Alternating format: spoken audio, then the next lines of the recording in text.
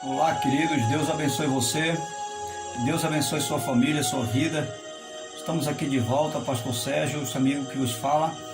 E se porventura você ainda não se inscreveu no canal, se inscreva, ative o sininho de notificações, deixe o seu like, para que todas as vezes que colocarmos um vídeo, trazer uma reflexão, você receba em seu aparelho, seja edificado e abençoado e possa abençoar outros também.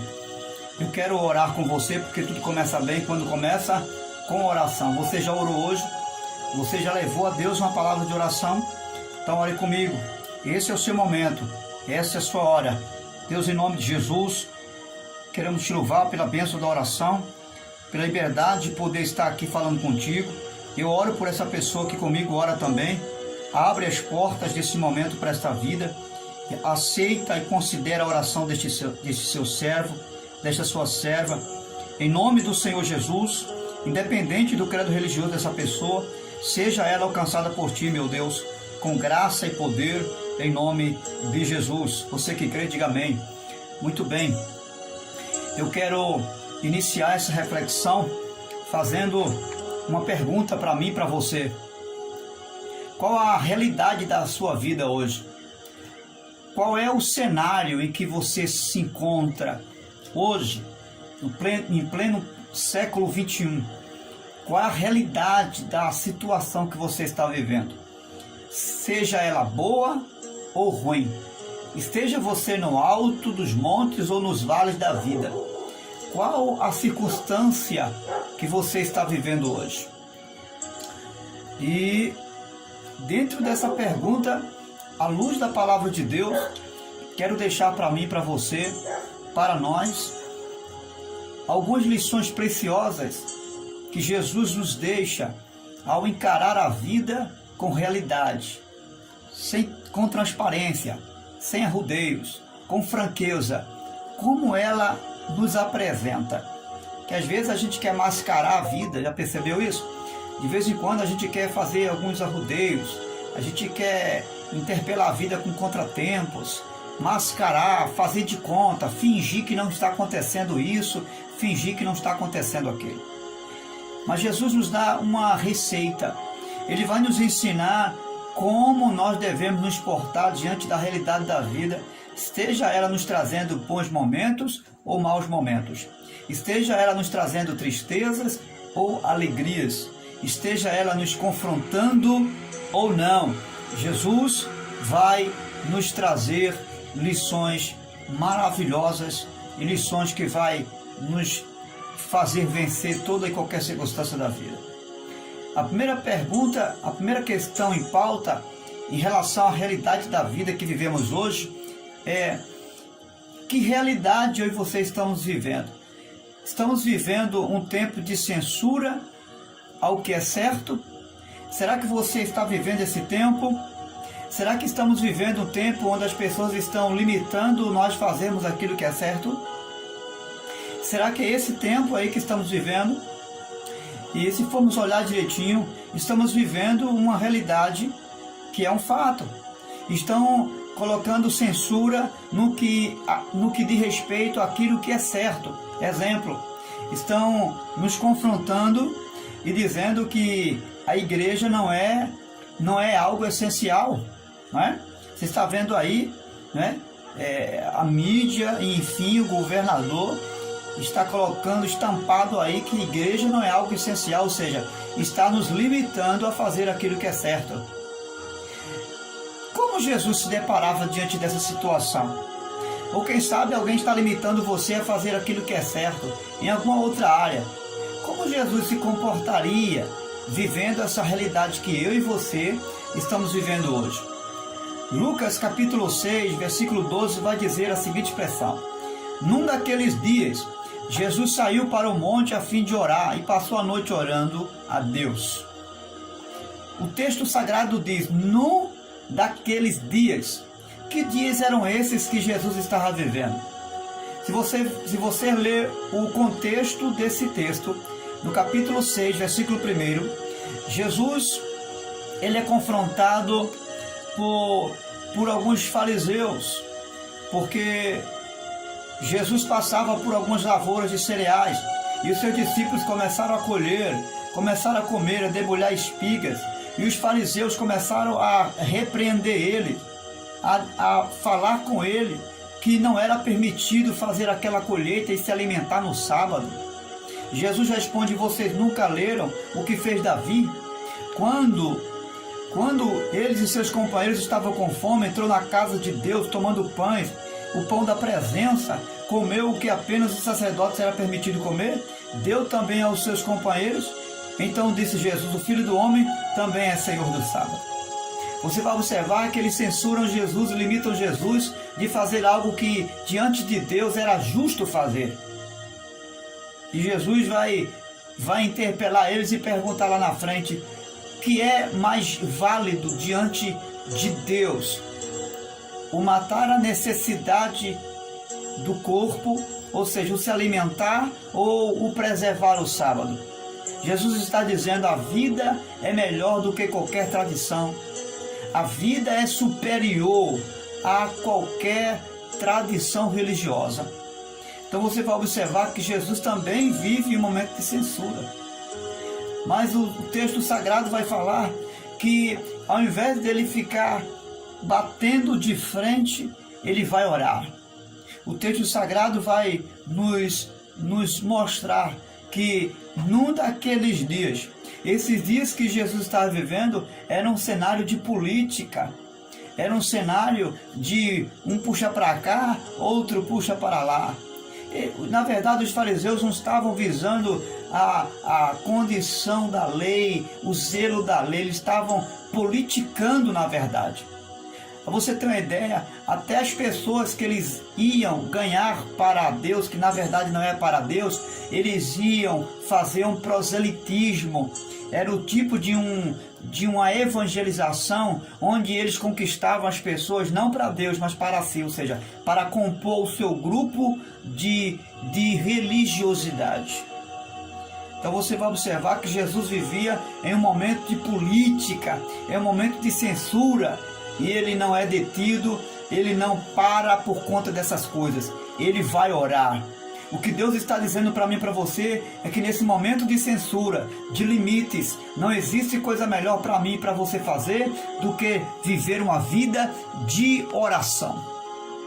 É isso que eu e você precisamos fazer. Vamos orar, e vamos orar com intensidade. Não se limite às circunstâncias que você não está podendo fazer. Aquilo que você não está podendo alcançar, aonde você não está podendo chegar, Deus vai ao seu encontro, através da minha e através da sua oração. Os paradigmas e todas as barreiras saem de nossa frente quando nós nos colocamos de joelho na presença de Deus. Segunda questão e pergunta é: eu e você estamos vivendo nesse tempo presente movido pelo que as pessoas pensam ou não de mim e de você? Você é uma pessoa que vive movida pelo que as pessoas pensam ou não deixam de pensar de você? Qual é a sua postura diante dessa realidade hoje? No texto sagrado de Mateus, no capítulo 3, versículo 17, o texto vai nos ensinar, em relação à pessoa de Jesus, que quando Jesus é batizado, 3 coisas acontecem. Os céus se abrem, o Espírito Santo vem sobre ele, e uma voz do céu brada dizendo: este é o meu Filho amado. Escute, nós precisamos aprender com Jesus, que não importa o que as pessoas venham dizer de mim ou de você, o que importa é o que eu sou para Deus. O que importa é o que você é diante de Deus, um filho amado de Deus. Alguém pode até dizer que você não serve. Alguém pode até dizer que você não é amado de Deus.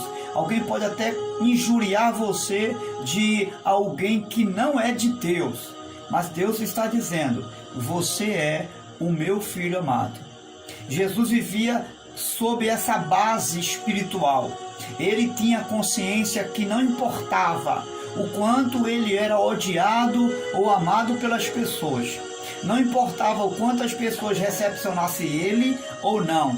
não importava o quanto a sua família, o quanto os seus irmãos viessem o contrariar em relação àquilo que ele fazia ou deixasse de fazer, isso não importava para Jesus. O que estava importando para Jesus era que ele tinha consciência que ele era o Filho amado de Deus.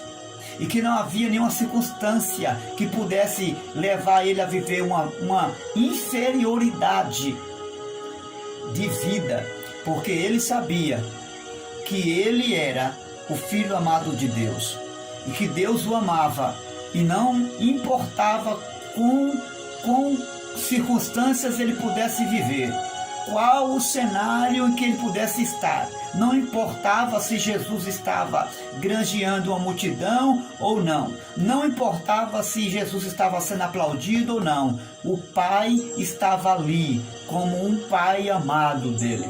E ele estava ali como Filho amado. Isso era a base de um ministério e de uma vida salutar de Jesus. Coloque em seu coração que você é o Filho amado do Pai. E não importa o que as pessoas venham a pensar ou deixar de pensar de você. Siga em frente, porque você é o Filho amado do Pai.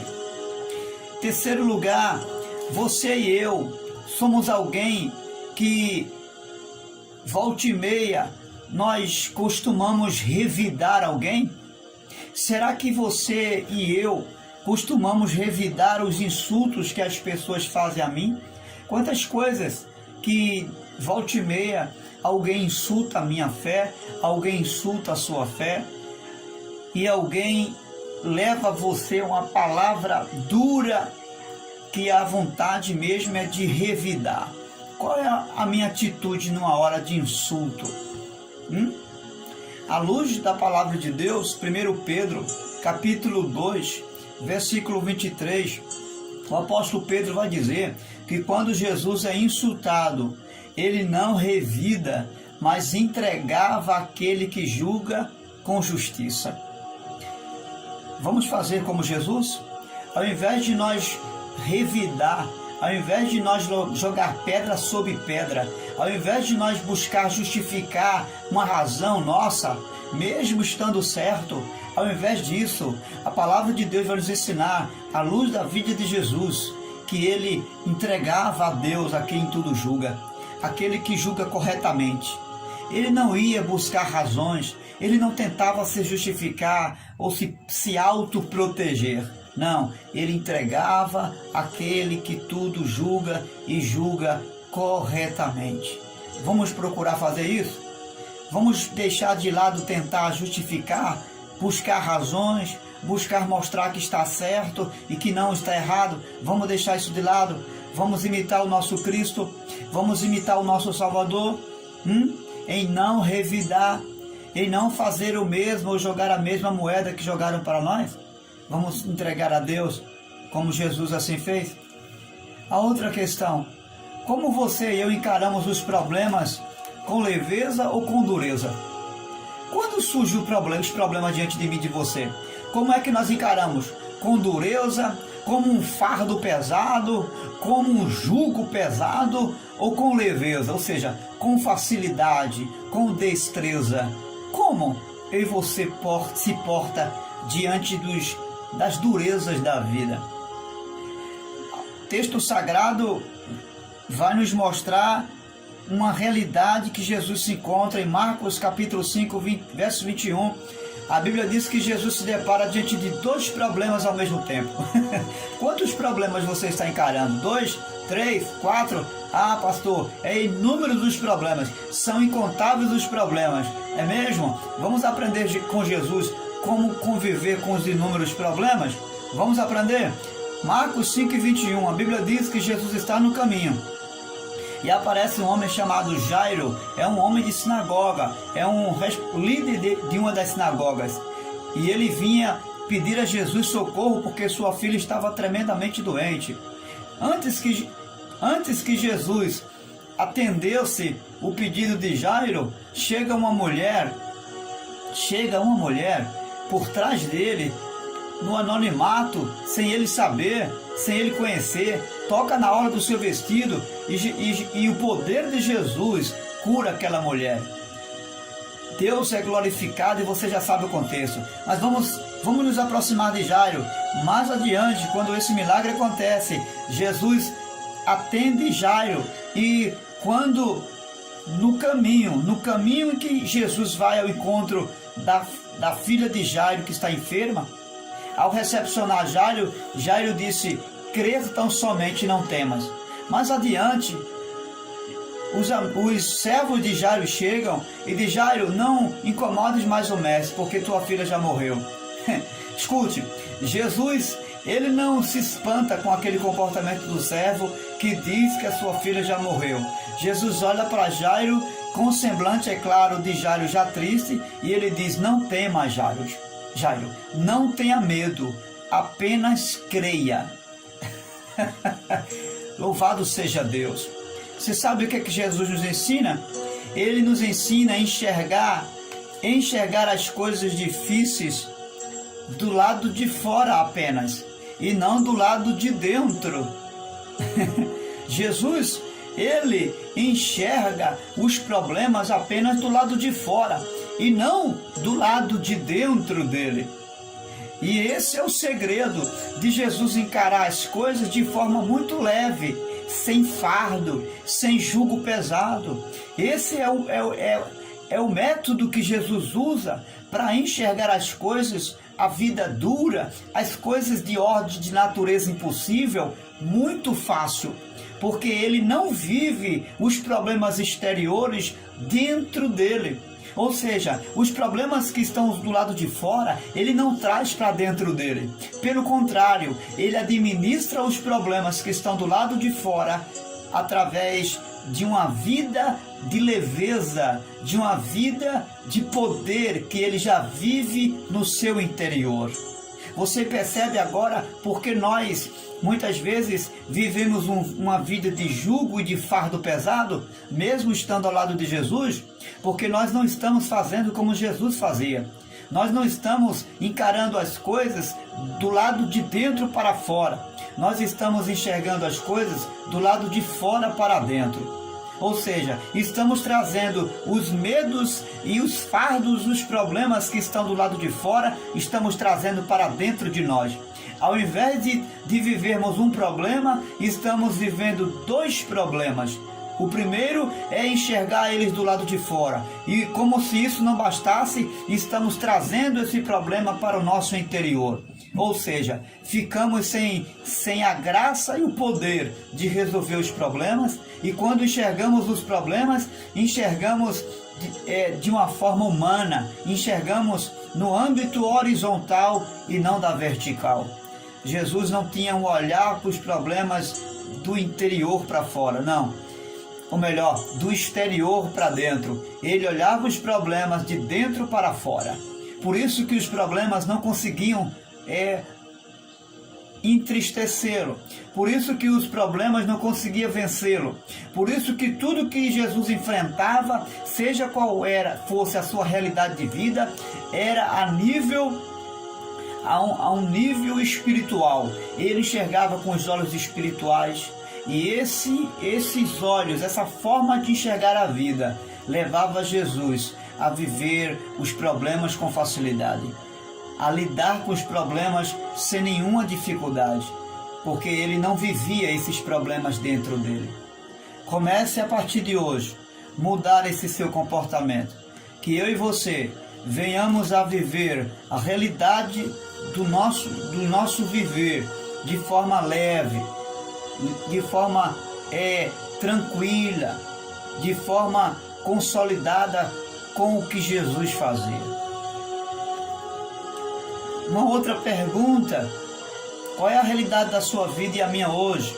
Você vive esperando o favor dos outros? Você é alguém que vive dependendo de que os outros façam algo para você?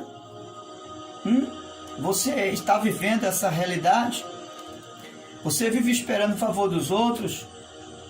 Qual a sua resposta? Ou você vive em função de agradar A ou B, ou em função de fazer a vontade da multidão? Qual a sua realidade hoje? Qual a sua perspectiva de vida em todos os aspectos? O que você faz é para agradar A, B, é para chamar a atenção da multidão? O que você faz está ligado? Qual é a motivação daquilo que você faz? Qual é a razão? Qual é a circunstância que leva você a fazer ou deixar de fazer, ou viver ou deixar de viver a vida? O texto sagrado em João, no capítulo 6 e versículo 38, Jesus vai dizer uma expressão bem interessante. Ele disse que veio para fazer a vontade do Pai. Tanto a mãe de Jesus quanto os irmãos vão atrás de Jesus. Ele está dentro de uma casa, cultuando, ensinando. E chamam ele e diz: olha, tua mãe e teus irmãos estão te chamando.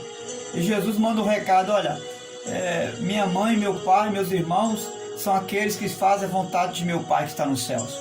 Jesus está dizendo que ele tem um compromisso, e um único compromisso com o Pai. Que o compromisso dele é com aqueles que fazem a vontade do Pai. Observe que Jesus ele tem um linear de vida.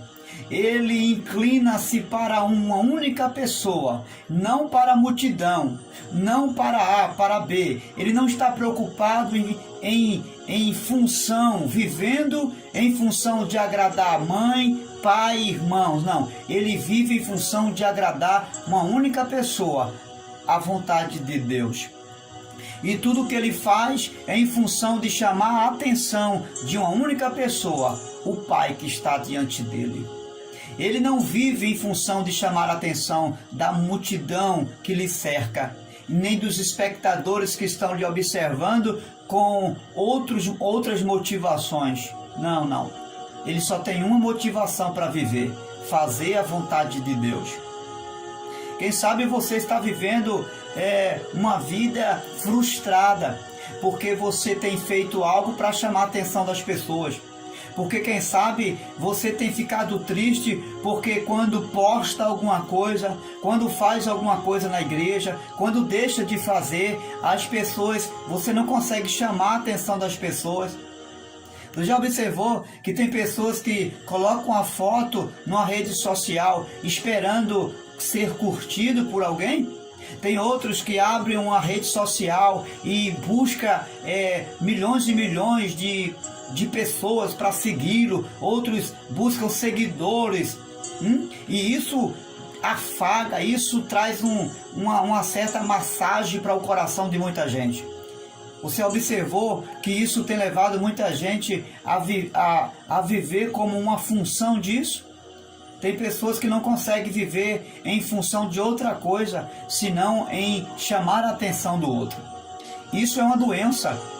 Eu não estou nem aí se o vídeo que eu posto, se uma mensagem que eu deixo numa rede social, se uma mensagem que eu coloco, ou se uma foto, ou se uma informação que eu posto, se alguém está lá curtindo, se alguém disse alguma coisa ou deixou de dizer, ou falou alguma coisa contra o que eu esperava, eu não estou nem aí.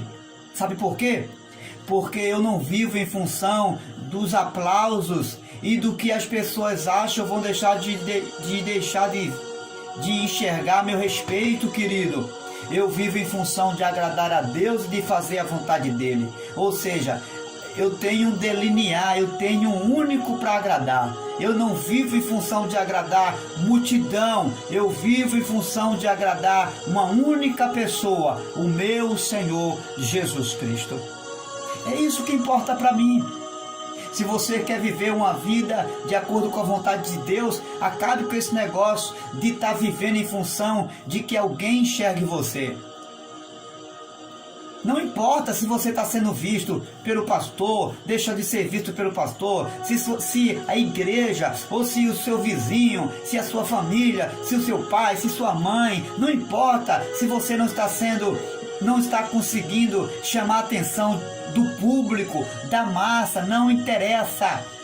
O que importa é que você chame a atenção de uma única pessoa, a atenção do Pai, a um filho amado que é você.